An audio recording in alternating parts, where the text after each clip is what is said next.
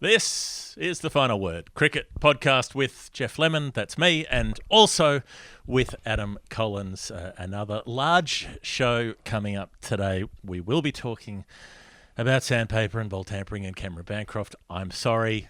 Adam's sorry. If there's anyone who doesn't want to talk about this, it's me. Done it enough, done it more than enough, but we're going to have to do it. Peter Lalor from the Oz will be joining the show to go through that with us. We'll be talking about Australia going to the West Indies, New Zealand going to England, county championships round, the dodgy Jazeera ball tampering match fixing documentary. Not everything's about ball tampering. Sometimes we think it is. A little bit of nerd pledge, and Michael Neser, Australian squad member of many squads, on the show for a quick chat later on as well. But first of all, it's Adam, feeling halfway to invincible now that you've had various chemicals jabbed into your arm. Hi, Geoff. Yeah, I am halfway to vaccinated. It was quite an interesting experience going down there yesterday. You know, you kind of get called by your birth date. So sitting in the Pfizer post-game tent, they make you sit somewhere for 15 minutes after the Pfizer jab in case you fall over or something like that. Interestingly, it's like the mixed media zone at the World Cup. Exactly. Like a bunch of people come up and chat to exactly. you. How do you think you went out there on the field today? Yes, it was the mixed zone of inoculations, but not if you get the AstraZeneca. They just send you straight home. But for Pfizer, there's a protocol. But because everybody is of the same, you're sort of born between 1984 and 1982 or whatever, you see all these people looking above their masks and you realise, fuck, I'm not young anymore because everyone here looks pretty old. Therefore, by extension, this is how I must look to them. It's just a real leveler, something like that. So that was yesterday. I went along in my Chris Mew 1988 Hawthorn jumper because I've got I'm not great. I'm not great with needles. I've never have been great. A bad experience when I was a kid, which is I've never quite got over. So I thought I didn't really want to have the bit of rolling up my sleeve. I don't want to be involved in the process at all. I don't want to see anything. So I thought the way to get around that one step was to wear a sleeveless football jumper. So I must be the only idiot who's rolled into a London vaccination centre wearing a Hawthorn football jumper. But it worked, and the guy was very good. And I doubt it. I briefly had the misfortune of being at Oktoberfest some years ago in Munich, and I tell you what, there were a lot of footy jumpers getting around, a lot of like North Melbourne, what's happening here? There were Hawthorn jumpers, there was the lot.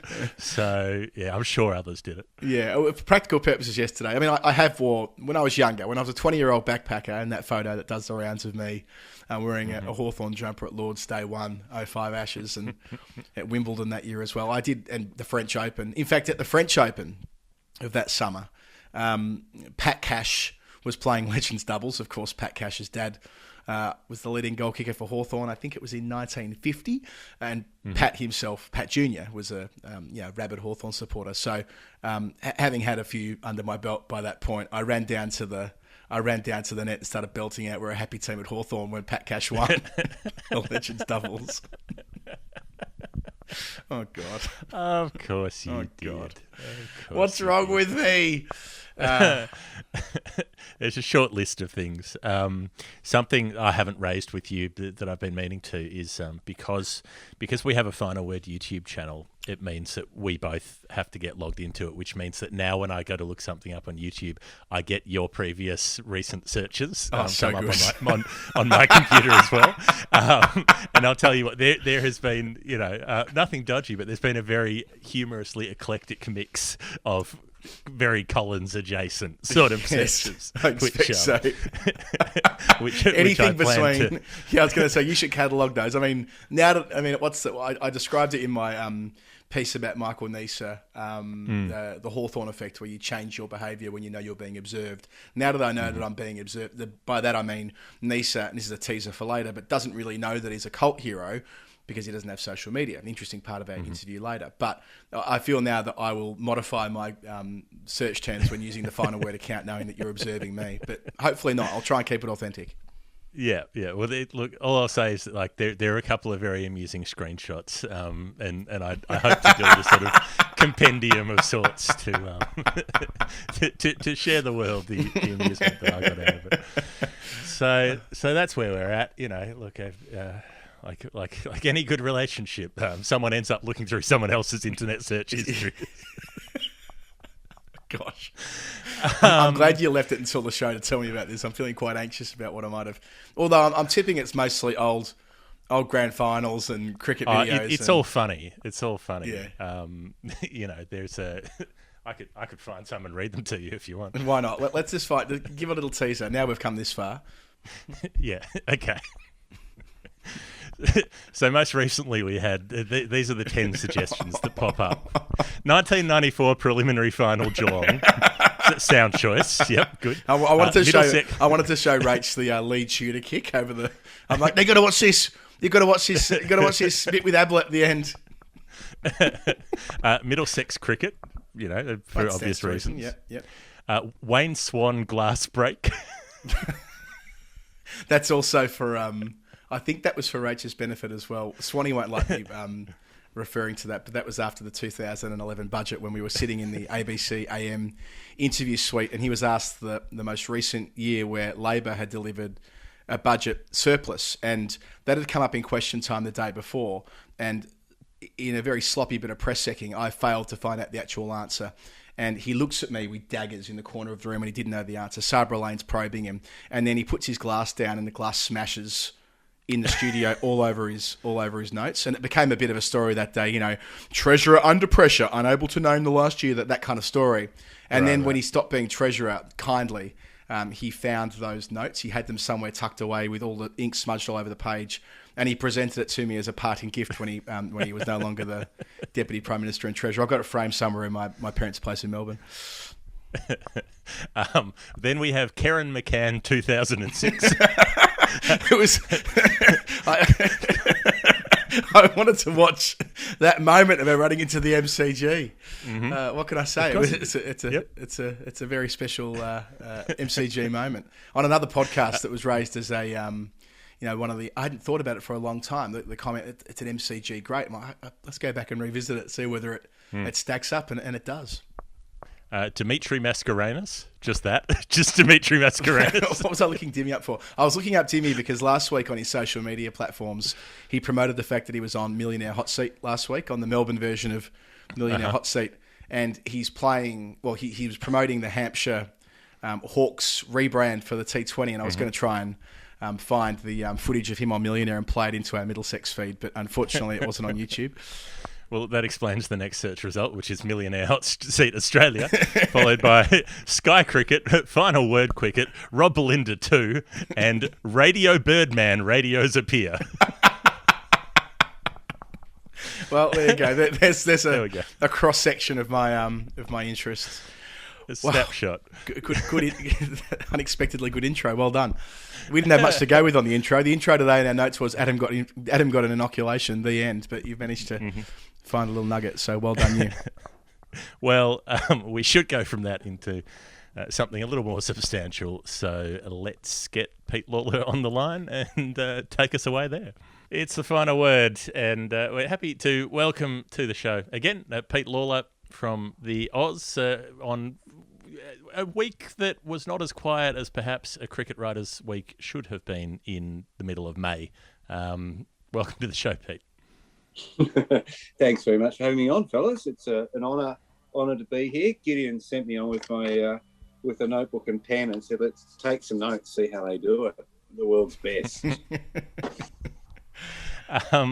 The story that has blown up again, it's been curious in a way that it has blown up again, given that all of the problems, all of the elements that people are pointing to were things that have been problems right from the start. It's not like there's been new information revealed, but the old issues that Cricket Australia didn't actually deal with back in 2018 are still there and haven't gone away. Were you surprised to see it flare up again with such intensity? Well, no, it's a bit like personality, isn't it, Geoff? If you didn't deal with it at the time, it's going to come back and bite you on the bum at some point. I looked at it and I thought it was curious how it came up, because it almost seemed like Bancroft stumbled his way into this one, didn't he? But what I found curious since is that he has made no effort to clarify his statement and say I've been taken the wrong way or I didn't mean that. He stands by what he says, but I'm still curious as to what he meant exactly. What do you think he meant when he said that? Yeah, that's the curious thing, because Bancroft has always been a bit of a word salad kind of merchant. That interview that he did with Adam Gilchrist was astonishing in how the lack of transparency, not even through deliberate means, but just through it became impossible to tell what he was trying to say at the time. He's got all of these ideas about forgiveness and how people view him and whether that matters to him, and people being upset about this because they're dealing with their own problems and all these kinds of things. And so, yeah, I did wonder whether he even meant what's been attributed to him in saying that it was self-evident what was happening. Perhaps I can't even really speculate what I think that he meant, but I do wonder if it meant what it's been interpreted to mean, given how imprecise he's been with language right from the start of this problem. He's made a deliberate choice to let that statement hang there, and I've asked the question why he has. So I think he's pretty comfortable with it. You know what I reckon? I reckon he's talking about a collective responsibility. I'm always Pollyanna on this stuff, but I reckon when they said they looked up on the screen and saw what he was doing, and they were shocked and didn't know, I think to a degree mostly that is true. But what he says, well, we all knew something was going on. We're all the Steve Smiths in this. Hey, something's going on, but I don't want to know about it. What was always galling in a way was the way they fractured over it. I know that one of the players on that evening stood up in the dressing room, and it wasn't one of the accused, and he said, we have to stick together on this. We need to take collective responsibility for it. And in a way, this fallout now is because they didn't take that collective responsibility at the time, isn't it? But I used some sort of corny analogy the other day where I said, this is to defend some elements of the institution, that the Warren Commission interviewed, 5 million witnesses and had 888-page report and put in 26 volumes of evidence, and nobody believed them. But the Roy Commission, well, it interviewed, how many people do you say that interviewed, Geoff? My understanding was 5. Dan Brettig says a different number, but what I understood at the time was it was four players and the coach. Yeah, and I reckon it's give or take. Well, not. Yeah, it might have been a couple more, but whatever. It doesn't matter. They didn't interview anybody. But the point of it is, where are the transcripts? Why don't you just why don't we pull this stuff out of the vault and say, hey, this was what was said at the time? Because it seems to me that Bancroft is saying, well, what I said on the weekend was what I said at the time. I'm going, well, really? Because we don't know what you said at the time. And there's always that sense that the damage was contained, was limited, and that it was a kind of classic parliamentary inquiry, which Colo would be quite familiar with from his background, his past. Well, and that's why I found the statement that was put out not long before we started recording quite interesting. Geoff, you talk about precision in language. That statement from the bowlers was quite precise and quite contained, and I think to an extent quite instructive. And I was interested in your interpretation of them saying that on that day, at that venue, in that session, they did not know about the object that was in that player's hands. Okay, well, let's accept that as said for the purpose of the conversation. They wouldn't be so effusive if that wasn't the case. What did you make of what wasn't said in the statement? So by that, I'm implying that other times, other objects, other people, other test matches. Is that how you have arrived at your reporting on this? So how do you feel around the? Yes, they feel they've been impugned about this particular incident, the idea that they're all in on it and they're rejecting that proposition, but that the culture of how they dealt with it, the ball at the time left a fair bit to be desired. Sure, it did, and I think I've written at some point this week, or at least I've gibbered it somewhere, that they set themselves, that cricket set itself up for a fall, and particularly Australian cricket, by pretending to be holier than thou on this issue. There's that blanket, hard but fair, never cross the line. But also there was always a complete denial of any ball tampering. And not only that, a celebration to a degree, or a sort of, how do you say that word? Schadenfreude? Schadenfreude, I think is the correct pronunciation. But when you're from Bendigo, it's Schadenfreude. When anybody else got caught doing it. You know, and never an admission that, you know, every team, and there'll be some teams say, oh, we never done it, but everywhere, everyone was ball tampering in some way. Mints, thumbnails, bottle tops, whatever. But I can believe that South African tour became an arms race. That was that. Yeah, I can believe that in that tour they panicked, that they really, my God, this is slipping away from us. How are we going to do it? How are we going to do it? But I have heard stories, you know, from other teams as well about taping things in your fingers and doing it this way and doing it that way.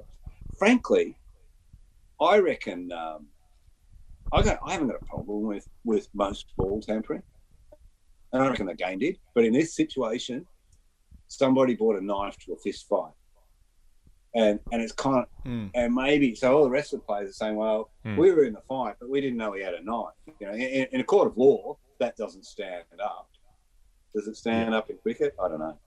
Yeah. So that idea that they've been so precise, coming back to that word again, in their statement this evening, Lalor. I mean, the very fact that they put a statement out to begin with, to an extent, was surprising. I didn't see that coming. I was a bit blindsided by that. You know, 4 of them together. It's unusual to see it come out the way that it came out on a player's website. I mean, do you think in some respects that's only going to create more of a stir, more questions, rather than perhaps just having kept their counsel as they have to this point?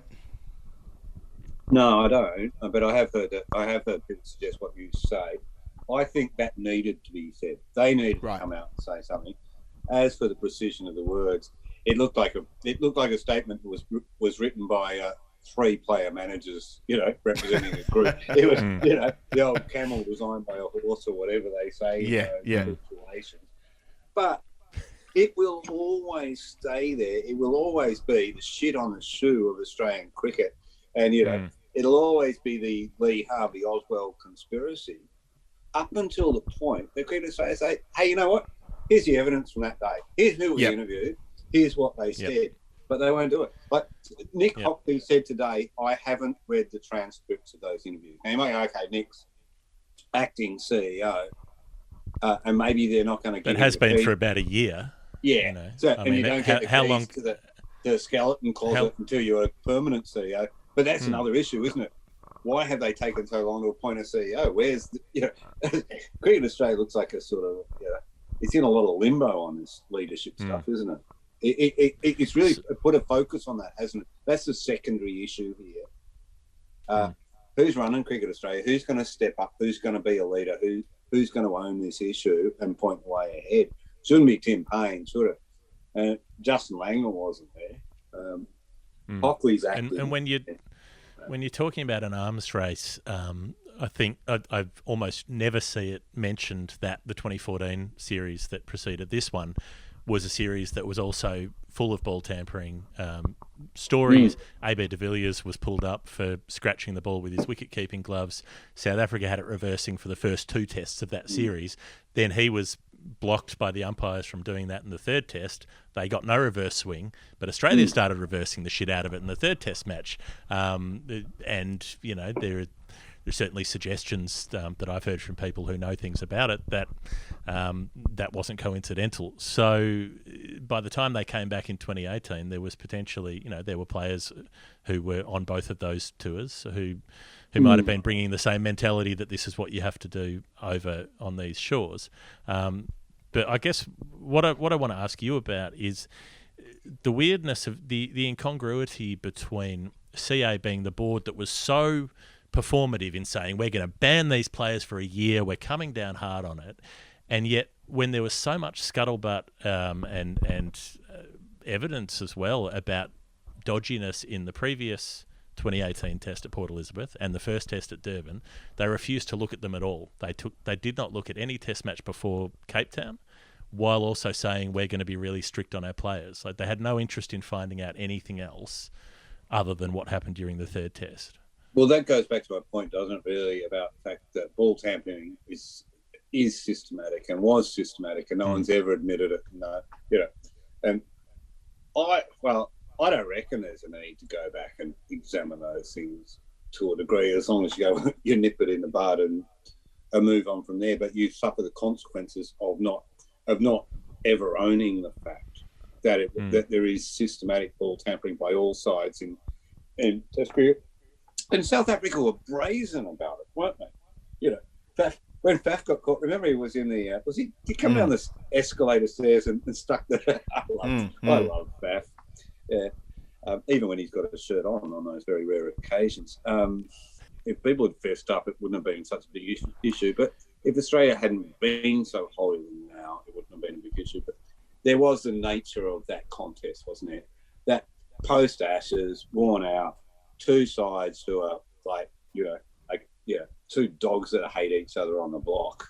So whenever they get together, there's that gnashing of jaws. I don't know what it is about South Africans and Australians that upsets, that creates the sparks that it always does. But it always bloody does. Part of it might be the point where it is in the calendar.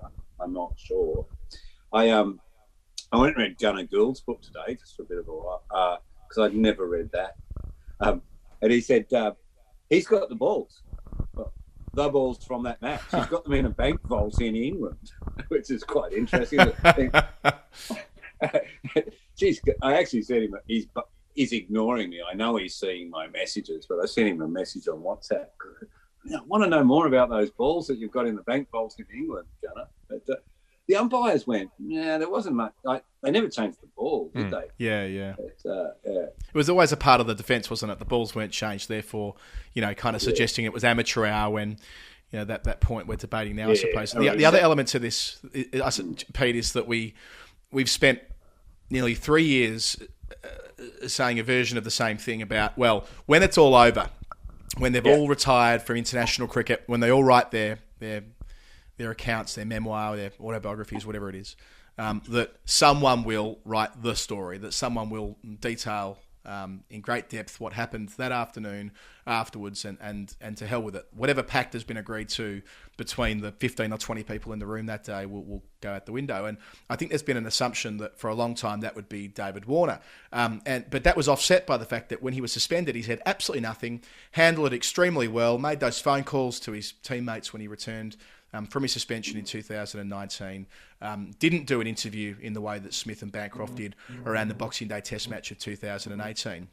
But yet it was Warner's manager who was on the front foot big time yesterday, saying that he knows the truth and the truth will, set us free, as it were. How did you interpret that, using perhaps his manager as a proxy for the principal there, and how Warner might be feeling now that Bancroft has kind of made this admission by design or otherwise? David's worked really hard, hasn't he? It was something I think I thought about when he got... Geoff, you said this week's been a busy week for cricket writers. So has the dissolution of the IPL and the cricketers going over to the Maldives and starring in an episode of I'm a Cricketer, Get Me Out of Here, or Lord of the Flies, or whatever it freaking was. It's been a bloody busy few weeks for footy season. How are the Hawks going, Colin? Best not talk about that, mate. Yeah.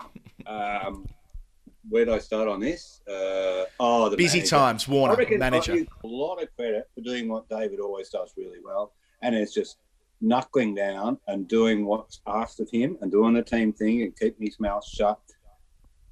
I reckon James Erskine is kind of entertaining and a bit loose, and probably doesn't do David any favours. But in a way, he's David's manager, but he's so far from David that it doesn't reflect back on David. I don't reckon there's much coordination going on there, to be honest with you. But I reckon Cam Bancroft is definitely back on David's Christmas card list, and definitely not going to the Bowlers Cartel Christmas party. Yeah, they must be steaming about this. The idea that Cameron Bancroft as a Test cricket proposition is now over. He's finished because he's broken the sacred bond or whatever it is. I mean, of course that shouldn't be the case, but it kind of feels that way, doesn't it? Like the idea that, and I think that's just wrong. If his truth is that it's self-evident that there was in his 8 Test matches in the side from November 2017 through until March 2018, that his truth is that there was a collective understanding of what was going on with the ball. Whether or not sandpaper, middle session, day 3, Newlands specifically, but across the board. And he's made that, as Geoff says, kind of like vague admission in an interview 3 years later. I mean, should that be a death sentence for his Test career? I sort of feel as though the finality of it all, the idea that, well, he's fucked now because he's broken the code, that doesn't feel right to me. I feel like he's had a really good season for Western Australia, really good season. His best season since everything happened. He's probably on the incline again. Whether he gets back or not, Will Pucovski's the incumbent. I say incumbent, he didn't play in in Brisbane rather, because he was injured. But you would imagine that Pucovski, it's his shirt, so to speak, at the moment as the right-handed opener alongside Warner for the time being. But any sort of notion that Bancroft has now done himself in by his own hand, that feels wrong to me. I don't think outsiders are necessarily excluded, but I think that it when it comes to exclude, when you start to look at who goes off, well, you're a bit of an outsider, you go off. So if he makes enough runs, they're all grown up enough, you would think that they'll. So what? It's not like they're not going to kick him the ball in the forward pocket, or maybe they won't have dinner with him. But you forget that cricket teams are quite fractured things. They are rarely a totally harmonious environment, but generally they're professional enough to put all that aside to say, well, we've got a job to do. Let's do it to the best of our ability. When the stress comes on, that doesn't work when they're not a harmonious environment. I guess it feels like we go around and around on this, and we don't necessarily get much closer to anything. But the one thing that does seem conclusive is that if CA had been more willing to actually split this open at the time, then they wouldn't be dealing with it festering still today. Release the transcripts. Back in the old days, the little mission statement at the front of the CA annual report talked about being transparent and accountable. And had there been some transparency at the time, or more transparency, would have been a good thing. But everyone's moved on now, haven't they? Ian Roy's not there, Pat Howard's not there, James Sutherland's not there. But the players are all still there. Yeah. Pete, thank you very much for taking the time to have a chat with us tonight on The Final Word. In other things Australian cricket related that are actually related to the cricket, a team of about 80 players is in line to go to the West Indies to play some white ball games. 5 T20s in St Lucia, 3 one-days in Barbados. It'd be a dream tour to go on if these were normal times and we could actually do it. And then there's they're edging closer towards actually going to Bangladesh after that, considering that all the players will have been vaccinated by that point. Under the elite athletes stipulation, or the national representatives stipulation. And so that, a couple of tours potentially coming up. Yeah, and that makes perfect sense. I don't think Bangladesh will happen, and not for the usual reason, not because they can't be stuffed, but because... and by the way, there's some context here. I think that it gets conflated a little bit, Australia going to Bangladesh versus Bangladesh coming to Australia. The real crime from an administrative perspective is that Bangladesh haven't been to Australia for Test cricket since 2003, and they've been back for one white ball bilateral tour since, I think that was in 2011, so 10 years ago. That's the real problem, them coming to Oz, not the other way around. But I can't see how that Bangladesh leg happens, because that would wipe out 9 marquee players from the 100. And as we know, the big three tend to look after each other, and certainly have through the pandemic months, I suppose pandemic nearly a year and a half now. They've found a way of making sure that things have been as smooth as possible for each other. Why would CA go to Bangladesh? I mean, they're already going to miss the start of the 100 in the Caribbean, the very start of it. But why would they deprive the ECB of these marquee players for a 3-game, one-day series in Bangladesh? I just can't see it happening. I think they'll find a way out and make sure that their friends in England are looked after first and foremost. That would be my crude sort of first thought on this matter.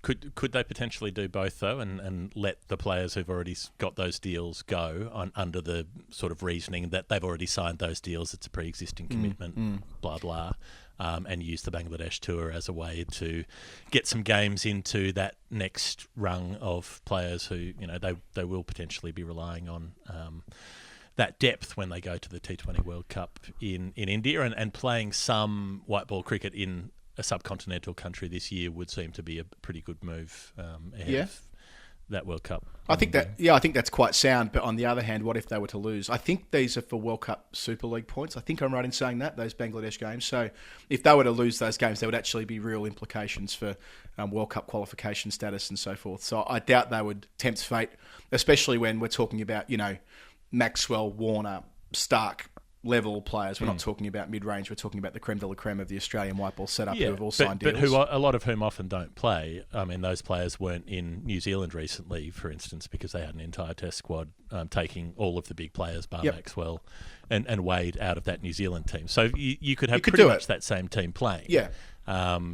Given that, the 9 who are missing, a lot of those would be in the test side normally anyway. Yeah, you're probably right. I just think that, well, put it this way, they've already said that they won't let them off national duty for the 100. That's the first thing. This was a talking point 12 months ago around the Zimbabwe winter tour, which was never going to happen, obviously. But in theory, had Zimbabwe came to Australia last winter for a top-end one-dayers, again, as part of this World Cup Super League, they said that the national players would be required and they couldn't prioritise the 100. So, look, this is going to be an ongoing push and pull. But I reckon on this occasion, given how much emphasis there is on the 100 getting off to a good start, I'd be surprised if there wasn't a quiet conversation had with someone saying, hang on, just, let's sort this out, and they'll find a way through. That'd be my assumption. But the first leg of it, the West Indies, a squad of 23, nothing particularly controversial there other than the fact that Marnus Labuschagne isn't part of it. They made the decision that getting him out of the UK, so Wales specifically, into the Caribbean and back to Glamorgan again was just too difficult, a do-si-do. So he's staying put. Tanveer Sangha gets another opportunity. One of, I think, 4 spinners have been picked in the squad. Now, Daniel Sams has made himself unavailable, not unreasonably, given what happened with him contracting COVID at the IPL. He just wants to stay put at home. And I'm sure that won't affect his status, by the way. I reckon that he's a really decent shout to be in the first 11 for the T20 World Cup in October if it does go ahead. That bit will happen. I suppose 8 white ball games in the space of 12 days in the Caribbean will be quite good fun. Australia haven't been over there for a few years.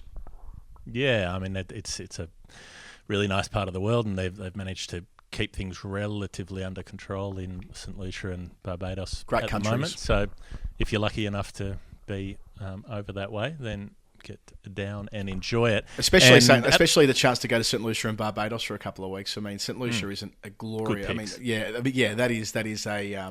That is a lovely couple of countries to spend a couple of weeks in. So I don't expect there'll be many members of the media going along, given the inability to leave Australia at the moment. But still, for the players who get over there, they'll have good fun after they finish their quarantine and so forth.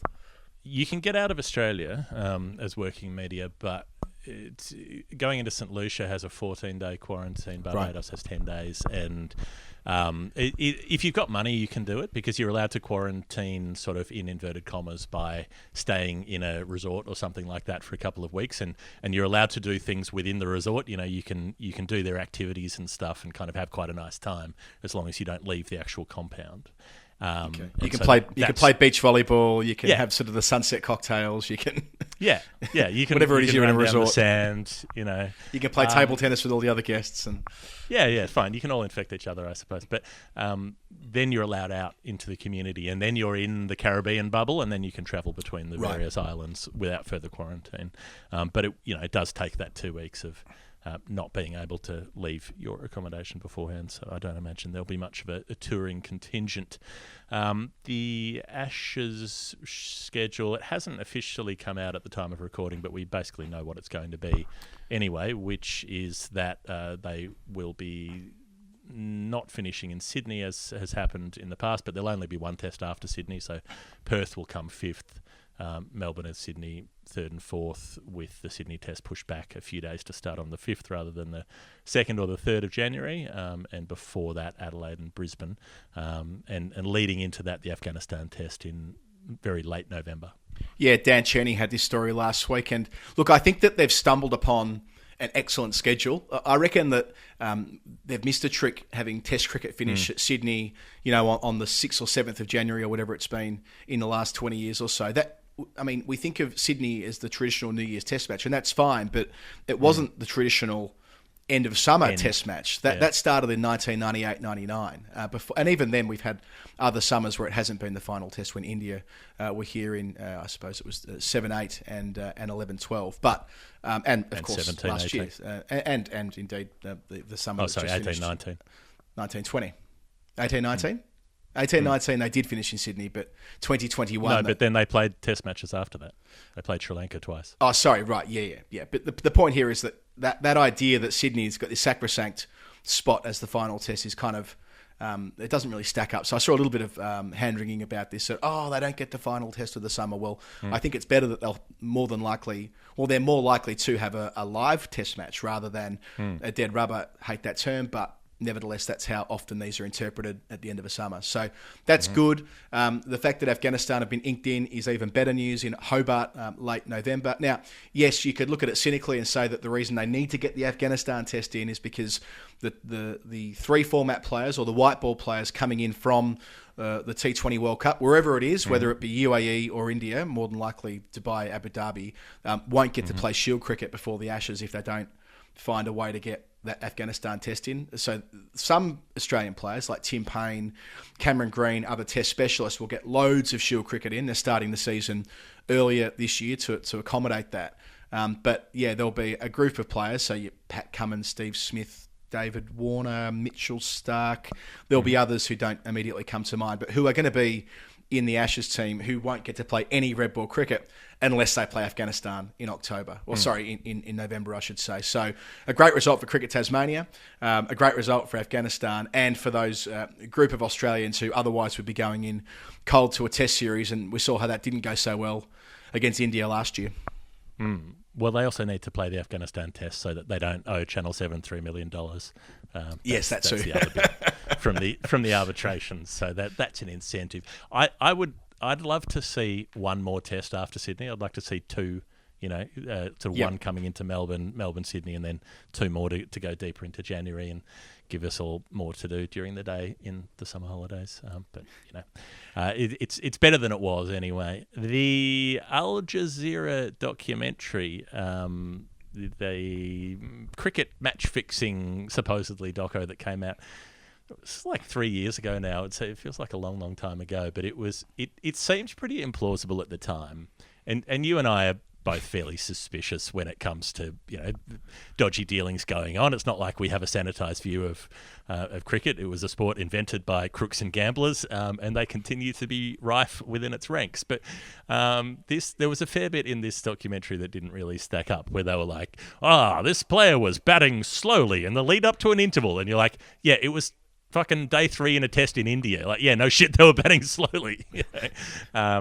It's not exactly a over 12 of a T20. But yeah, there's been an ICC statement that nobody's going to be charged with anything that was raised in the documentary because they didn't find it credible, basically. Yeah, nobody is going to emergency, nobody is going to jail. When this came out, it was during the first test between England and Pakistan at Lords in 2018, and it's like 2 months after sandpaper. So I suppose cynicism towards the Australian team was sort of at record high levels. And even in that context, anyone who knows anything about cricket ripped the shit out of this, and I think we went to town on it from memory, Geoff, in our own recordings at the time. Like, this is just farcical, what they're asserting.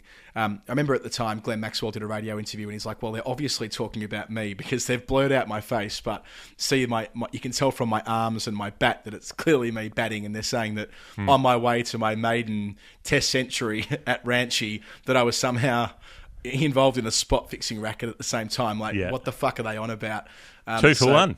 Why not? Get the ton, get the cash. Yeah, that's right. So Alex Marshall, he's been a busy boy in recent weeks. We've received a lot of press statements from Alex Marshall, who's the sort of boss of integrity at the ICC, made it pretty clear that there was nothing to see here. And the subtext was that it was a bunch of big noting bookies, as so often is the case with these things, where they're just trying to talk up their own book, I suppose, and make more money. And unfortunately, Al Jazeera were roped in on it. And these things sometimes happen where reporters and journalists who have the best intentions and are trying to do the right thing get suckered into this turgid world of nonsense. And yes, that was the documentary that appeared in May 2018.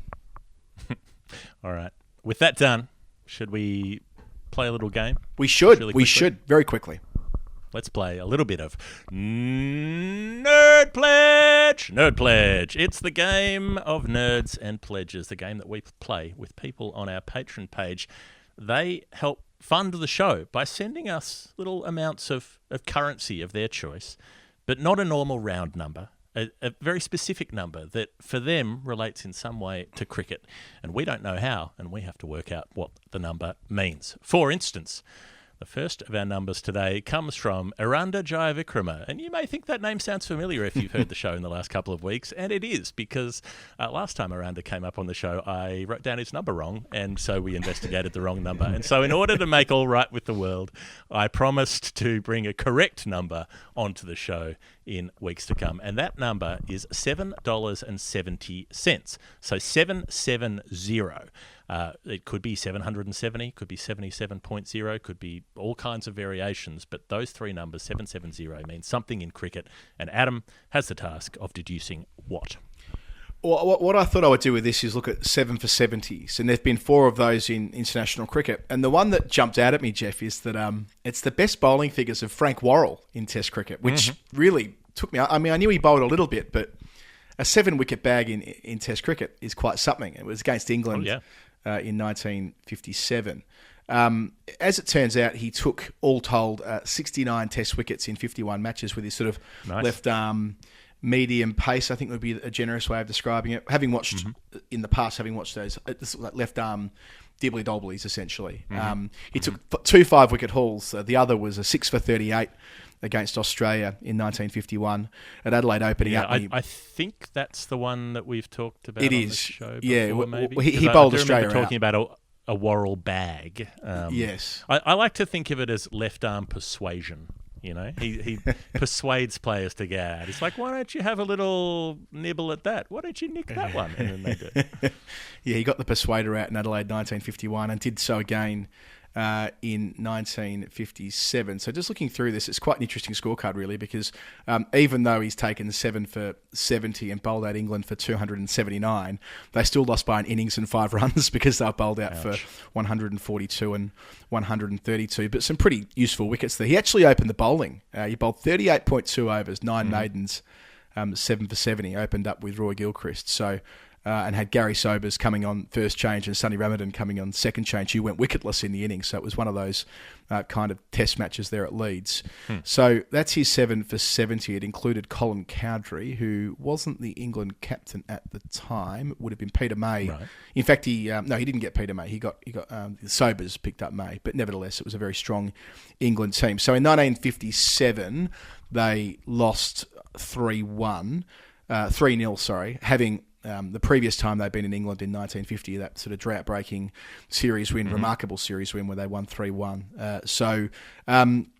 10 years later, of course, Sobers died of leukemia at age 42 in 1967. As we mentioned on Storytime last week, he was one of 4 sportsmen who were commemorated with Westminster Abbey memorial services. What I didn't realise was he was the first. So Colin Cowdrey, and we talked about him at length when he passed away in 2000. He received the full treatment at Westminster Abbey, as did Leary Constantine, but he died in 1971. I always assumed that Leary would have died before Worrell, but it was in terms of the three cricketers who got that recognition. The first of those was Sir Frank Worrell when he passed away in 1967. But yes, we all know about his batting, but he could do a bit with the ball as well. 7 for 70 at Leeds in 1957.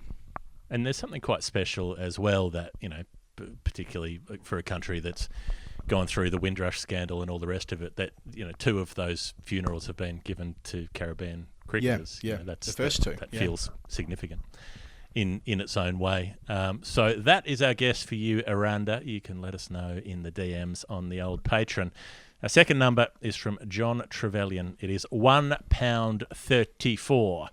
So I thought for this, as I was tasked with looking at it, the obvious thing is to look at some innings of 134, of which there are some interesting ones. Prithvi Shaw's ton-on debut that for a short time led to him having the best average in the history of Test cricket, a record now held by Curtis Patterson with 144. Craig Braithwaite made 134 in that crazy Leeds Test match in 2017, which you would remember well, Adam, when they chased 300 and plenty in the fourth innings, the West Indies, to win that match. It's remembered for Shai Hope making twin tons, but Craig Braithwaite made 134 in the first innings and then 95 in the second. So we almost had would it have been the second Test in history where two players have made twin tons in the same match? The Chappells in Chappell Christchurch brothers. in 74? I think that's it. Yep. Yeah, you're right, because we had Craig Braithwaite at Lords a couple of weeks ago, and I was looking through his Test record. I'm like, geez, I noted the same thing. Like, it was very close to pair twin tons, if you like, in the same Test match. But incredible chase that. It was taking place, I reckon, at the same time that the bow and arrow was happening at the Oval. The crossbow. And the second Test between, or maybe the first Test between Bangladesh and Australia, which I was covering. So there was a lot going on that particular day, but perhaps the most significant of those was the Windies chasing down 322. Joe Root, 134 at Cardiff in 2015. That was an Ashes-defining 100 when England won that first match. When he was dropped, remember he was dropped on remember that would have been like 40 for 4 or something, because Hazelwood took wickets early on, and he was put down by Brad Haddon before scoring.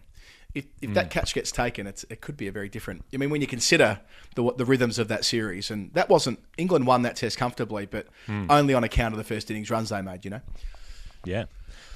Your favourite A.E. Stoddart made 134 in 1892 in Adelaide, but also the 134 not out for Mike Hussey in the dodgy Pakistan match in Sydney in 2010, which I thought is worth glancing at, just because in our memory it's definitely very much that Pakistan through that Test match with Salman Butt and the team, and they dropped Hussey 3 times en route to his 100, and he had a big partnership with Peter Siddle of 150 odd or whatever it was.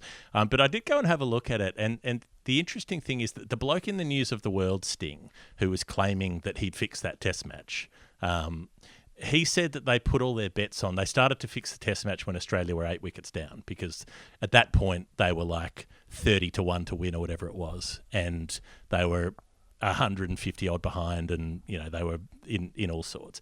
But all of the catches that went down off Mike Hussey went down before that.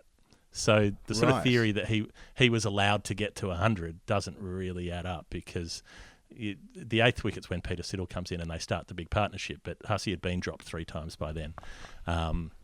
And Salman Butt also, he got given out in the run chase, and he reviewed the decision and had it overturned. So I think if he was trying to throw the run chase, why would he? Wouldn't you just walk off when the umpire puts their finger up?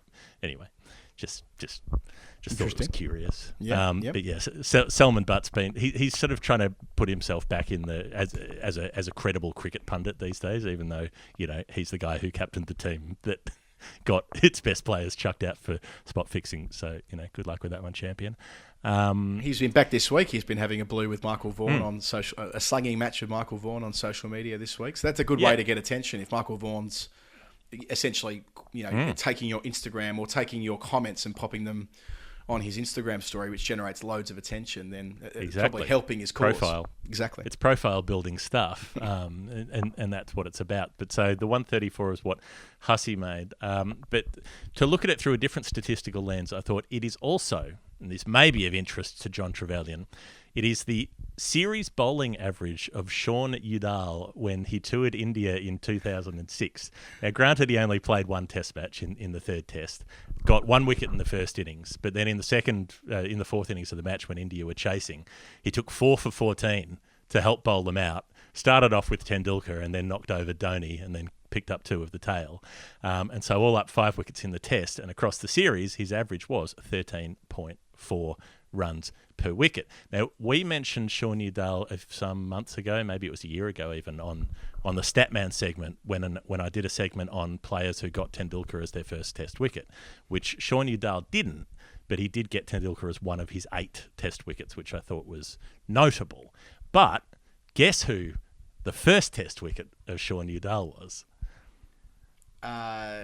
So it's an Indian player from 2006. No.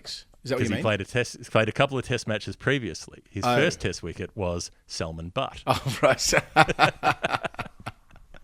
Very good. And in fact, his second test wicket was also Salman Butt. So 25% of his career wickets were Salman Butt. And the best part about this is that the first one was a slip catch, a big loopy off break. Sean Udall was like 6 foot something, super tall, bowled off spin, looped it up, big drive from the left-hander Salman Butt that hit Marcus Trescothick in the head at first slip in the forehead and then bounced up for the wicketkeeper to take the rebound. And Trescothick just laughed it off and, wasn't hurt at all. And the best part about that is that when I found the clip of it on YouTube, guess who's doing the commentary? David Lloyd, who was on this show a week ago. You should. So if I go on YouTube now onto our account, I'll see Shaggy Udall hitting Trescothick in the head. Will be in the search terms. What you're trying. I'll be able to find it easily. You will. In fact, I think we should have a quick listen to Bumble doing that bit of commentary right now. Sean Udall, and look at the joy on his face. It's a combination catch, is this? It's a slip catch, it's a high looping delivery from Udall. And he's given Salman Butt every chance to go for the drive. Go on, have a go at that. He does. Outside edge. I'm sure it hits him straight on the head, but a good reaction catch from Geraint Jones. Wicket-keeper's catch, he'll claim it, but it comes off Trescothick. Salman Butt has played really well for his 74, but he's on the way back. 161 for 2. Geoff, we're recording this edition of The Final Word on the 18th of May, which might feel like a strange time to be talking about a magazine coming out for June. But that is the etiquette. That is the custom. I always found it weird as a kid growing up, subscribing to magazines and thinking, wow, Inside Edge, December edition, I've got it on the 14th of November. That's just how it works. And so it is for Wisden Cricket Monthly, the June edition, on shelves this week, as you are listening to this podcast. And what it's doing in one of 12 editions it'll have in the year of 2021, thus the name Wisden Cricket Monthly. That's how it works as well. You've got this interest, Geoff, in the day when, for a cricketer, everything just goes right. The one special day of their career. And lo and behold, that's what this edition is all about. It's about the golden days of a player nailing it. And the reason they're hooking it to this month is because it's 30 years since Graham Gooch made his famous 154 not out against the West Indies at Leeds, which for a long time was considered the best innings perhaps of all time, according to the statisticians, in terms of degree of difficulty and all the rest of it. So that's where we start. It is, and I am particularly interested in this kind of idea. So that's what they've done, is gone and grabbed a bunch of English batting royalty, as they say, David Gower, Charlotte Edwards, Mike Atherton, Kevin Peterson and Graham Gooch, to talk about their best day, the day when it really happened for them, their magnum opus, if you will, not their Magnus Carlsen, but their magnum opus. So that's an interview with a specific theme, and then they've got broader interviews with Chris Wokes, Carlos Brathwaite, which I'm really interested in, talking about the curse of Kolkata, as it's described. And he's coming to the Blast. The good news, Carlos Brathwaite's coming to, so we're going to see him in England later in the month. remember the name, and Shane Bond, who we were speaking about on Storytime just recently as well. So lots of interviews in the mag this month. There's a big bit about Kevin O'Brien. So it's also 10 years and a couple of months since his whirlwind World Cup century against England, which was the quickest World Cup 100 of all time until, I suppose, 2015, but certainly the most important for Irish cricket. There's an interview there just kind of looking at... Is it not the quickest anymore? Didn't AB de Villiers... I feel like maybe it is. Maybe it still is the quickest. De Villiers got the quickest all time, 31 balls against the Windies a couple of months before that World Cup. Oh, I'm conflating the AB de Villiers 150 at Sydney against the Windies, which he went bananas at the end. But you're almost certainly right that O'Brien's 50-ball effort remains the best. So Callum Treneman, looks at how that changed everything for Irish cricket, that famous night at the Chinnaswamy in 2011. There's the county section. So I love this in the previous edition. The county section isn't just kind of like the distinction here is it isn't just sort of like, here is how they have gone. Here's who they've beaten. Here's who's made runs, taken wickets, and who they're playing next. They're taking one good story from each club and writing the story. Like it's just an excuse to write one interesting or quirky angle about the club from the last month. So each month you get your fill. There was some great stuff in the previous mag, especially the piece about Leicestershire, which I can recommend. The columnists have been busy. Andrew Miller, Geoff, has found a lovely link. You know how it's mostly a Sam Perry thing, really, from our friend from the Grey Cricketer, who talks about how Australian cricket is just a filter to talk about Aussie rules football, which is true, sadly, more often than not. The way that Andrew Miller started his column this week is saying the European Super League, which was in the last month, came and went in the space of a couple of days in football, and how that, in many respects, has borrowed from cricket, which is nice. It's nice to see them copy us once in a while. Well, it might link through to... I was watching a game of Australian rules football the other night on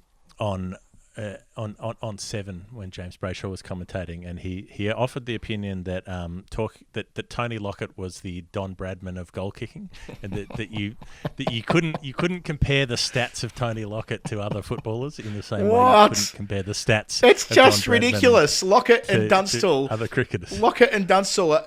Bradman is essentially it used to be said twice as good as anyone else. Lockett's record is barely distinguishable from Dunstall's, who played in exactly the same era as him. That's a fucking ridiculous comparison. And not to mention Gary Ablett, who was handy. Anyway. It's just absolutely absurd. I was doing a podcast with Dylan Leach and Shannon Gill, friends of The Final Word, the other week, reviewing the electrifying 80s. That two-part special documentary that was released in 1989, which I grew up watching over and over and over again. And I forgot in 1981 they shoehorn in a reference to Ian Botham running amok in the Ashes during the middle of the footy season, which I thought was a nice way of cricket finding its way in the footy.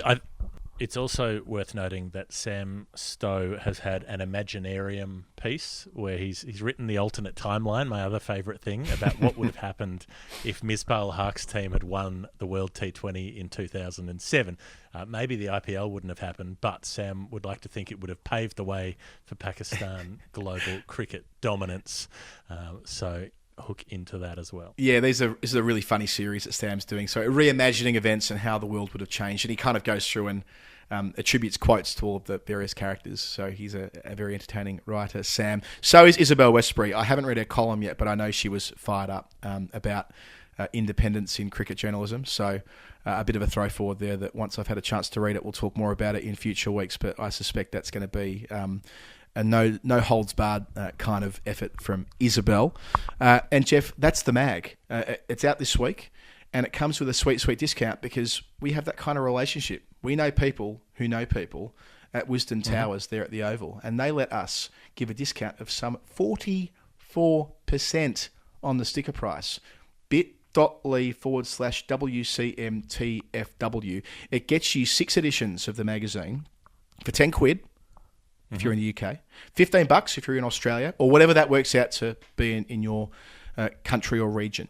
But that's the benchmark. I'm sure you can work out via the currency conversion calculators on the internet what it means for you. If we give you one number, you can turn it into another. Exactly. You can do that. The power is in your hands. And the thing is here is that you get it on your tablet or iPad. This is the digital edition. And that is, I mean, I love collecting the magazine. I'm a collector, sure. But I read it on my iPad because the interface is really user-friendly. You can sort of expand and retract really easily. You can make the text as big as you need it to be. It's super easy to flick through. And, sure, you can get it in print copy as well. But this is why it's 44% off. It's cheap, it's easy, it's good. It's the best cricket mag in the world. bit.ly/WCMTFW. I think you should tuck in. Do yourself a favour. Well, this is The Final Word with Geoff Lemon and Adam Collins. It is nice to have your company. In other bits of news, the England Test squad for New Zealand had not been released at the time of recording, but will have been released by the time you get this show. So it's almost completely pointless us talking about it, and yet we're going to do so. Sometimes we get lucky when we record. So we were lucky that the Mitchell Stark statement that we talked about with Peter Lalor came out, 45 minutes before we hit record. But we're missing the England squad by about 2 hours, and we're missing the formal Ashes schedule by about 6 hours. It happens. But it's, as I understand it, relatively non-controversial. It's going to be a big squad because, to an extent, they're still bubbled because restrictions have lifted here, but not to the point where you can have the players mixing in the general population. So no Jofra Archer is the main news, Geoff. He has elbow soreness again. Look, Stuart Broad was talking about this yesterday, whether they might need a more interventionalist approach to Archer's elbow. They've avoided surgery so far, but this has been going on for a while now. I mean, you're going all the way back to South Africa, 16, 17, 18 months ago when this first became an issue, and he's rested a lot in that stretch of time. This isn't related to his most recent injury, of course, which was the cut that he received at home. So they need to have him fit for Brisbane, right? No matter what, that all roads lead towards the Ashes for Archer. You can win Test matches against New Zealand and probably even against India at home on surfaces that'll suit seam bowlers as much as they'll suit Archer. But you could bowl Frank Worrell and probably pick up a few against New Zealand in England. But the key point is that winning in Australia, different kettle of fish. You need to have Archer absolutely fit and ready to go. So that'll be interesting to watch how they sequence through the summer with him, whether they bite the bullet and take some sort of action early on to give him enough of a chance to be fully fit for Brisbane, whether they just let it ride and hope that things work out with more rest. So that's a point of significant interest at the moment. Another point of attention around this series is that will they play two very different bowling attacks? Now, the fact that it's a non-World Test Championship series, this was of course squeezed in because New Zealand were coming here, they had money to recoup from last year, they could get it in, so they sort of have got it in. But it's funny how the world changes in the space of 2 years. 2 years ago, we would never be saying, well, will they play two different 11s against the number one ranked team in the world, because it's not for points. The trophy alone would have been sufficient to have played the best team, and that would have been that. Maybe a little bit of rotation if required, but now it's a different framework around Test cricket, and actually I'm okay with that. I like the idea that the WTC is being prioritised to such an extent that even though it's New Zealand's number one ranked team in the world, and yes, of course, they'll want to beat them and knock them off ahead of India arriving, there is a sense of, well, the more important Test matches are being played for points, and I think that's kind of how it should be. That's a good thing. But it's still a Test match, and thus still the pressure and the opportunity there to give players like Ollie Robinson an opportunity. Do they want to get Craig Overton back into the team who's absolutely carving it up in the county championship? How do they want to manage Broad and Anderson ahead of 5 Test matches against India? Do they want to get some miles in the legs of Chris Wokes, who has barely played since dominating last summer? Sam Curran, the all-rounder, who has been in and out. Do they want to play him at least once, given how effective he was against India 3 summers ago? The list goes on. Mark Wood, who bowled so well for Durham over the weekend.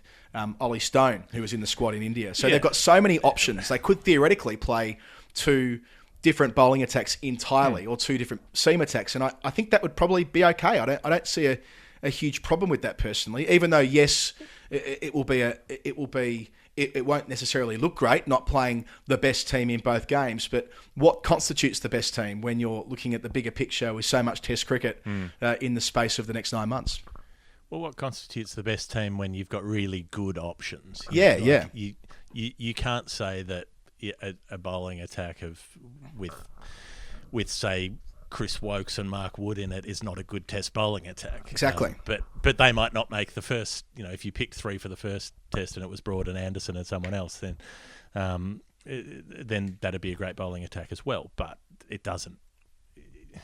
They've got enough options that are actually good enough to play. It's not like we're giving a game to a development kid. It's like we've got options to give games to someone like Sam Curran, who has won Test matches for them repeatedly in the few opportunities that he's been given. So yeah, I don't mind.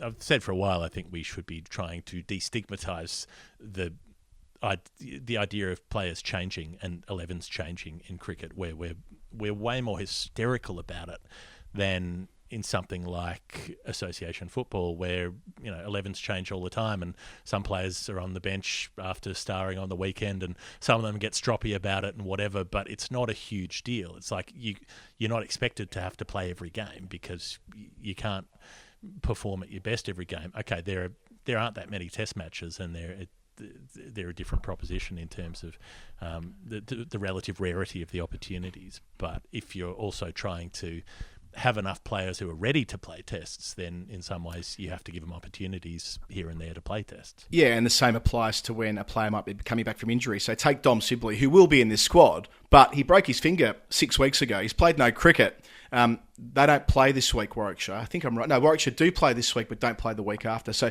he'll get one championship game essentially leading into a Test match, which is different to all the other players who've got a lot of cricket in because they've played so much of the championship in April and May. And he's still, literally coming back from a broken finger. It's not as though he can have full confidence in his digits. That takes some time to return to your best. So if they had made a decision to have rested Sibley for this series, that wouldn't have necessarily meant that his spot's in jeopardy. It just means that they're looking at the longer term picture, which tallies with your point there. New Zealand, 11 of the players are already in Southampton quarantining at the Ageas Bowl. They're training in the usual way. Neil Wagner, on departure from Auckland, said this is not a World Test Championship preview series. They are determined to beat England, which makes perfect sense, and that's the attitude they've taken over the last couple of years. So that will make for a really exciting series, which starts, I think I'm right in saying, on the 2nd of June. Right. Sorry? You are right. I am right. Good to be right. And the last point on this, Geoff, before we move on, it's good to be right. It's good to be right with these things. IGTBR. Stuart Broad's had a little frolic yesterday, and I thought it was well handled. I mean, he was always going to get asked about Ed Smith's departure, and he just kind of explained that he and Ed didn't see eye to eye, and he didn't like the way that they communicated, and he didn't sledge him. He didn't sort of, get the boots in. Didn't go studs up. He just articulated in a mature way, in a measured way, that two personalities, shock horror, didn't see eye to eye. Wow. Like that doesn't happen in life every single day. And he cited not playing in Barbados in 2018, it must have been, or 19, sorry, and not playing in at the first Test match last summer as examples of where he felt as though that was poorly handled by Ed Smith from a communication perspective. But equally, he's like, well, he also knows that in the future he'll be rested and left out of Test matches too, and he hopes that it'll be done better in the future. And I'm sure that Ed Smith will have a response to that, which will be handled in a dignified way as well. So I quite like that, because they can air their grievances publicly without it being reduced to sort of a tabloid slanging match. Well, yeah, if it were happening in Australia, there'd be certain websites writing, England Test great, slams, sack selector, but that's not really what happened. And I enjoyed the clarification that what he was shitty about when it came to the Southampton omission wasn't that he was missing a Test match. It was that there'd been a public statement that said, we are going to pick our best 11 for the first Test match. And then he wasn't in that. And so he was like, that was the thing that got to him, where he thought, I am in the best 11 and I'm confident of it. Rather than if he'd played that first one and missed the second one, he wouldn't have had that same response. But it was due to the messaging rather than the omission itself. Now, the county championship, Adam, I've been enjoying this because I get all of my news about the county championship from you now on the show, so I don't actually have to put my own investment of time into it. I did note that Michael Neser took a 5-wicket haul in pretty quick time, and is one of there aren't many Australians having a good time in county cricket at the moment, but Neser is. It was great, wasn't it? On the TV game as well. So it was all built up about Root versus Labuschagne. And Labuschagne has a stinker, makes 10 and 0. He's leg before wicket in the first innings, bowled in the second. You know, he's made like 30 runs in 4 innings. But no one's talking about Michael Neser as usual. And we'll come to that when we chat to him soon. But yeah, 5 for 39 from 15 overs. Looked fantastic at the start. He was on a hat-trick early on. I think they had Yorkshire 10 for 3 at one stage. He didn't get Root. Root made 99 and one short of 100, but back in form at the right time ahead of the test matches. But yeah, I mean, Neser... I like that you clarified that 99 was one short of 100. Yeah, sorry about that. Thank you. I was looking for a bridge. Sometimes when you, as you know, when you're talking on these things, you're trying to find your way to the next sentence. Yeah. But Neser, he's taken 5 wickets here, 2 last week. I said on Twitter that he would take 73 wickets for the season, and I reckon he's playing every game from here on in. So he's not part of the Australia white ball squads. So he's got this long run up, and he's born to bowl in England, surely. Well, he's got to go to India. I mean, if there's any takeaway from this, I don't know to play what, but he's got to go. Yeah, that's right. I mean, he's. I worked out when writing up the interview. I mean, I feel like we're getting ahead of ourselves here, but we talked about how many times he's been in the Australian squad.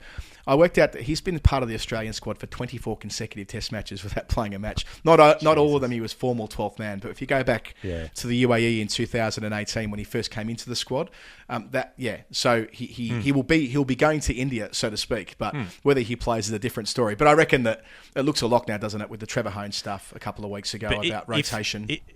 If he's got one of those like hotel memberships where he earns points or whatever for stays, he's going to have a sweet amount of points. Yeah, I think that's right. Oh, and the other point from that game, Geoff, is that Kieran Carlson, who we were talking about the other week, Glenn Finkeld said that he was playing club cricket in Melbourne just a couple of years ago. Well, he made an unbeaten 88. So he's now made 552 runs at 69.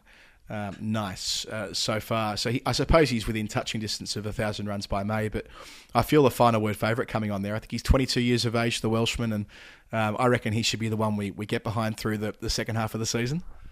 He also sounds pretty Swedish as well for a Welshman. But I'm not. Every time I see his name, I just think about a bad lager, but that's not even the same word, so I don't know why that comes up for me. But yeah, you've talked about him enough that I'm getting like osmosis favoritism about Kieran Carlson. Let's get the 1,000. Let's get the 1,000 by May. We've got 12 days left. Let's do it. Yeah, I mean, I think they'll have 2 rounds. He needs to go big. I think he might have the 3rd most runs in the comp, something like that. Okay. There's no Australians at the top of that list. Unfortunately, it's getting worse for Peter Hanscom. It's getting worse for Middlesex, full stop. But he got an absolute snorter from Kyle Abbott, first ball. I mean, you can imagine it. You've seen enough of Kyle Abbott to know the way that, he can do the things that he does. He took 11 for 85 for the match. He and Muhammad Abbas took 17 between them on a very, very lively track at Lords. They thrashed Middlesex. They won by 7 wickets, but it was inside 2.5 days. And, Hanscom's now made, it must be 55 runs in 6 innings or 7 innings or something like that. He actually was flying in the second dig. He made 24 from his first 11 balls, 3 beautiful cover drives to the rope, and then got a shocker, a leg before decision, which was going over the top. And it's just been that kind of season for him so far at Lords. So he's struggling, but it was a great win for Hampshire there. As I say, Abbott and Abbas, 2 legitimate sort of international quality seamers with it doing everything at Lords. I was wondering about Kyle Abbott, Geoff, and not just him, but Simon Harmer as well, and a number of others. Now there's no Kolpak registration. They can formally play for South Africa again. How good would it be if Kaisa Rabada, Lungi Ngidi... So if you had an attack of Rabada, Ngidi, Nokia, Abbas... I'll try it again. If you had an attack of Rabada, Ngidi, Abbott, Nokia, and Harmer, if they're your 5 bowlers, suddenly South Africa become a far more tricky proposition than they are at the moment. Yeah, I guess with de Kock batting at 6, you could. I wouldn't fancy any of those 5 as a number 7, but I suppose Harmer could bat 7. Yeah, well, I think he could. But yeah, the proposition that this could be an interesting little opening for South African cricket. Simon Harmer did take a 9 for this week. Just quietly. 9 for 80. He's the Titch Freeman of our age, Simon Harmer. He's just taking piles and piles of county wickets. It's the best thing that ever happened to that club. Well, he opened the bowling. He bowled the first over. I think they really, really needed the result at Chelmsford against Derbyshire because Derbyshire were last and Essex were 5th in the group. They actually jumped from 5th to 1st in the space of a massive victory. But Harmer, 9 in the first dig. And Dan Lawrence made 152 from 133 balls. We've talked about Dan Lawrence quite a bit over the English winter. But hit 6 sixes. There's some crazy highlights which I can recommend to you, Geoff, of Lawrence just teeing off. And they got that win on the final day despite it being a rain-interrupted game. There was a lot of rain-interrupted fixtures around the country. One of those was between Sussex and Kent. We were all watching closely to see how Jofra Archer would go.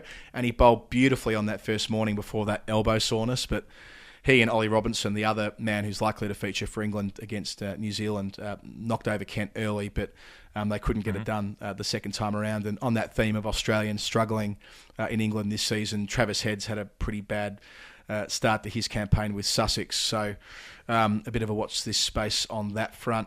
Last week, Geoff, we referred to the fact that Worcestershire have had 5 draws in a row to start the season, yet we're 1 point away from the first division because the draw's worth so many points. Well, that finally stopped that run. They had a loss against Durham. Chris Rushworth. I saw the clip of Scott Borthwick giving Chris Rushworth the number 1 jersey for having become the all-time leading wicket taker. But what really caught my imagination from that was just trying to understand what the fuck Scott Borthwick was saying. That accent is so thick. I was like, I know this is the language that I speak, but I had to watch it about 3 times because I'm not going to try to do the impersonation just for a rare reprieve for the listeners. But Jesus Christ, that was treacle. He's proper County Durham, Scott Borthwick. You can't do that accent. That is the most challenging accent in the country, I reckon, in terms of dialect. But Rushworth broke the club record of Graham Onions. He was crying on the field when he took it as well. I mean, all these lovely moments in the championship, aren't they? Less good news for Peter Siddle, who can't seem to take a wicket for Essex right now. He's taking them at 60 so far this season. But they've got this huge game this week against Warwickshire. If they can win, it'll mean that they'll remain at the top of the group, but it'll push Warwickshire down. And in terms of a season that's coming towards the pointy end before they recalibrate the groups, that's really big. Also, blockbuster this week between Gloucestershire and Somerset. I doubt we would have thought Glockbuster. A Glockbuster. I doubt we would have thought 6 months ago that the Gloucestershire-Somerset game at Bristol would have had that stature, but first and second in the group, and there's his carryover points like the 99 World Cup or the 2003 World Cup. So if Gloucestershire can beat Somerset and do the double over them, they'll take all of those points into the second round, and they'll probably start the top of Division 1. So that's a huge game. And on television, go the Freaks. Yeah, the Freaks. I would love nothing more than to see Gloucestershire win it. I got a couple of notes on Patreon last week saying, "Hey, you incorrectly said that Gloucestershire have never won it." When they have never won the county championship, they were the country's leading county before there was such a thing as the county championship back in the WG Grace era. But if they did go all the way, that'd be amazing. The TV game is at the Oval. Surrey are hosting Middlesex. Both teams are fairly down the pecking order in Group 2. But yes, the third of 4 games that are going to be televised by Sky as we get towards the end of this run of games. And I think that's just about everything that happened with a number of other fixtures that were rained off. But another entertaining round, and Michael Neser, as we mentioned off the top, running amok for Glamorgan. Well, with that county cricket vibe, let us tarry no longer and go straight to Michael Neser. Final word, Adam Collins and Geoff Lemon. And we have with us Queensland, Australian and Glamorgan seamer, Michael Neser. One of our faves on the show. G'day, Michael. Thanks, mate. Thanks for having me. I think the last time that I interviewed you, it was on the field at Leeds before the 2019 Test match, which you didn't play. And we all said, "They should play that Neser fella. He's looking good in the nets. He's getting Steve Smith out for laughs." And that kind of started a trend, really, where a great many of us have been saying, when are they going to give this guy an opportunity to wear the baggy green? I mean, facetiously to an extent, of course, because we know that you're there and thereabouts. But at some level, you're kind of at this point of your career like, gee, I really want to make that debut. I'll do anything to get on the park. Can't someone just step on a cricket ball? So, yeah, you don't want anyone to get injured, but I do want to play for Australia, definitely. It's been a dream of mine for a long, long time. So to be nearly there, it's I wouldn't say frustrated, can be frustrating, but at the same time, I'd rather be around the group and be in the mixer than not. So it's keeping me hungry, that's for sure. And are you buoyed by comments from Trevor Hohns a couple of weeks ago when he said that they did kind of miss a trick towards the end of the India series in not rotating bowlers, and that with the upcoming Ashes this summer, that they are definitely going to have that front of mind, so more in keeping with what they did in 2019. And, of course, that would mean you would be front and centre to get a test match. Yeah, well, hopefully, fingers crossed that can happen. But I was also quite disappointed that the South African test didn't go ahead. I know our safety is the first thing that comes to mind, but I thought maybe if I strung a couple of performances leading into that, it might have been a shot, but who knows? Now, what's the next test? It's going to be in October, November? I'm not Afghanistan. Yeah. So fingers crossed I maybe get a gig in that. Have you chatted to anyone about, like I was thinking maybe someone like Chad Sayers, who spent a fair bit of time in a similar position of being, often being in the squad but not being able to break through. Have you chatted to anyone about that? It's an unusual kind of position to be in. It must be a little bit mentally difficult sometimes to keep being ready and to keep training and sort of turning up ready to play. Yeah, I not Chad particularly, but I have chatted to Andy Bickle. He's done 12th man a fair bit, so he's a good one to chat to. And I think when you're so close, it's easy not to try to continue to learn. I think it's the greatest chance to keep learning the game is when you're actually on the sideline and watching the best in the world go about their business. So I've used it as a way to keep learning the game, because I'm quite old now, but I think that I still can learn plenty from the game and have that growth mindset for sure. Andy Bickle was brilliant with that. It feels like the perfect time to come to England in that respect. I mean, of course, you were here in 2018 on the one-day tour, 2019, playing some games, some of the tour games, but obviously not a test. But like the timing is great for you, being able to re-establish your credentials in conditions which should really suit your bowling. Yeah, hopefully. So far, I've loved it. I wish last year I could make it down, but unfortunately couldn't. But yeah, to now have the chance to finally play county cricket. I've been wanting to do it for years and years. Before this, I never qualified. So now that I've qualified and I'm finally here, I'm so pumped. And to be honest, I'm so happy I'm playing for Glamorgan with fellow Queenslander Marnus, even though he's driving me crazy at times. But he's been brilliant to be around, and he's taught me a lot so far. Even a couple of weeks now, he's been helping me out heaps. And the team is fantastic, so loving it. His Glamorgan story, I mean, it was instrumental in getting him into the Australian team in 2019 in a more permanent way. I suppose you draw inspiration from that. And in terms of your arrangements, are you guys like living together or something like that? How does it work? Yeah, he's upstairs at the moment. He's on the phone. I don't know who to, but we live in together. So we've been definitely talking a lot more cricket than what I do at home normally. But it's been brilliant living with him so far. So yeah, it's hopefully, who knows, I can obviously he went, his game lifted exponentially once he came back from county cricket, so hopefully my game can lift as well and follow the same suit. When you're heading over to a county, did you get any opportunity to learn much about Glamorgan or the history or the players they've had there or anything like that, or are you more just dropped into it and you've got to figure it out on the way?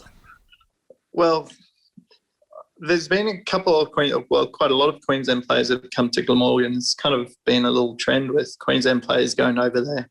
Dating back to Casper, he's a Glamorgan legend, and then we had Joe Burns play. I'm not sure how many games, and Uzi, now Marnus Charlie. So I'm just another Queenslander going over to Glamorgan, I guess. But hopefully I can come back here for many years to come, because it's been brilliant.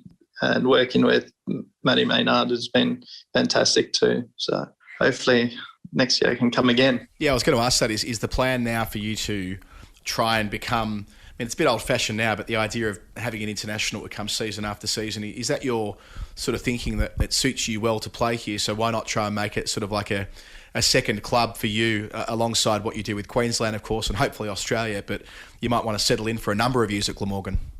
Yeah, hopefully. I mean, I love coming over here. So if the missus wants to come over as well, they'll make things a lot easier. So there's things we'll discuss. But I certainly definitely want to come over and play on the winters here and just keep playing cricket. So I love doing it. So every chance I get to play more cricket, I'll take it. And especially playing more red ball, I actually prefer playing red ball. So if I can play a red ball all year round, I'd love that. And in terms of those living arrangements, you mentioned you're living with Marnus and not with your missus at the moment. I mean, so is she not coming out for any of this stint? Like, have you made a decision just for logistical reasons that it's too hard to kind of be located in the UK right now? More logistically, she couldn't come over this year. And so it was quite hard for her to get exemption to leave Australia. Not so much coming into the country, but coming back into Oz was going to be tough. So logistically, it was just easier for this year for me to come over by myself. Marnus was the same. His partner, unfortunately, couldn't come over either. So that's hence why we're living together. And we need some help living together. So yeah.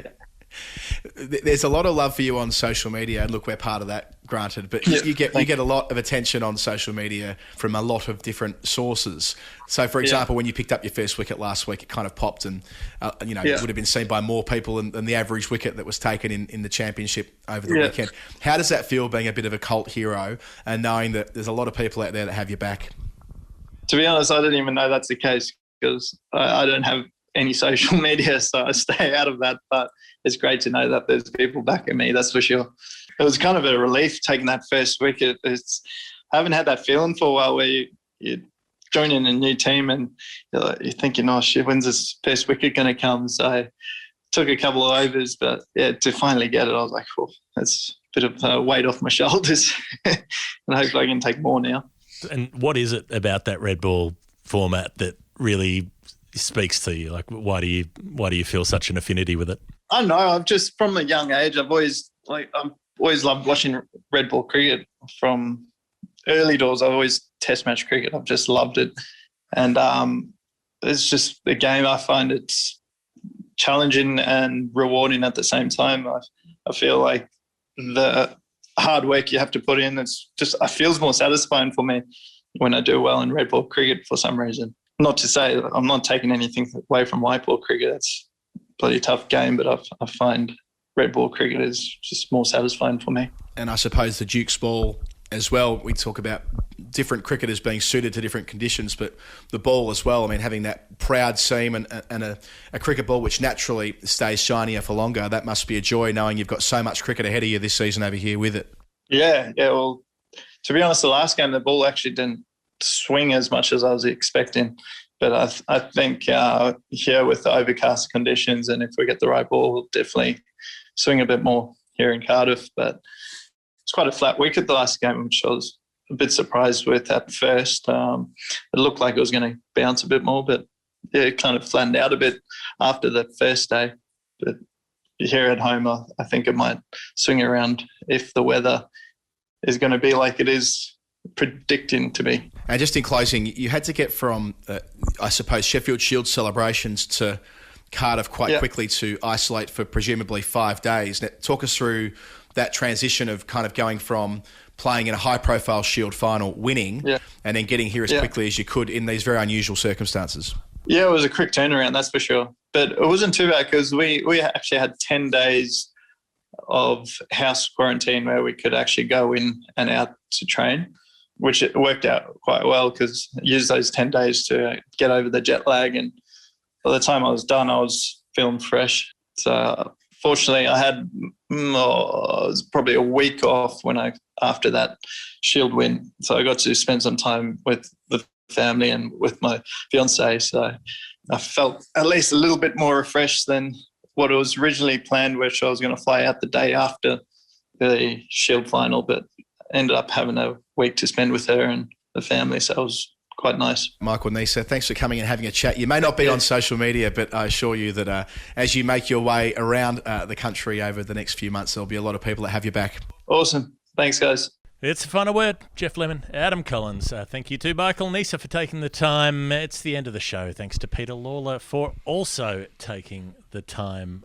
Thank you to, I can't remember what I was going to do next, but thank you to everybody. I'm just thank you to the NHS for their wonderful rollout of the vaccine. That means that a 36-year-old can have this thing already over here. It feels pretty remarkable that I think 40% of the population have received 2 injections, which highlights the incompetence of the Australian government, the fact that they've only got 3 million done by the middle of May. Shouldn't be political, but that's going to have such wide-reaching implications for our little corner of the world with cricket. And that will be a continuing story because as we work towards an Ashes summer, sorry, I shouldn't really go down this tangent at the end, but it's a problem. The whole way this Ashes summer is going to work is going to be affected by them not having been on the front foot with vaccinations. Anyway, leave that as a little bauble to dangle there. A bauble to dangle. Thank you to everyone who listens and supports the show. Thanks to everyone on the Patreon page. C-Bus Super Wisden Cricket Monthly. And Adam for keeping me company a couple of times a week. If you want to support the show, very easy. Go to patreon.com/thefinalword. And then when you do that, you can play Nerd Pledge with us. Yes. You can have a fun game. We will have a good time. We're still trying to catch Jimmy Anderson because at the end of the month, we usually lose a few people who drop off. Then we've got to get them back again. We're trying to get the 614 that is the Jay Anderson wicket tally. And I think we were 1 away at the end of last month. And then dropped back a bit. So we've got 2 weeks. Well, actually, we've got to think this through. We've got 2 weeks until the 2nd of June. Well, 2 and a bit weeks, and then we'll lose some people. Then he's going to start taking wickets. But then we're going to lose some patrons on the 1st of June, just the way that when credit cards expire, and we go through this process once a month, and that's fine. So we probably need a decent buffer before Jimmy starts that first Test match. It's important, guys. Yeah. Help us out. That's the thing. Yeah, goal either setting's that important. or you get down to where they're playing and just slash his Achilles tendon. There are 2 options here. One of them is more direct than the others. But look, it'd be better for all of us if people just signed up, because then we can keep making the show and do fun things like travel around the world to different series and tours and give you reports from them. That is what we want to do with this show. We'll be back on the weekend with Storytime, our cricket history show, and back on the Wednesday after that for the weekly show, which this one is. That's why it happens once a week, as Wisden Cricket Monthly comes out once a month. Final word, Geoff and Adam. See you later. Bye.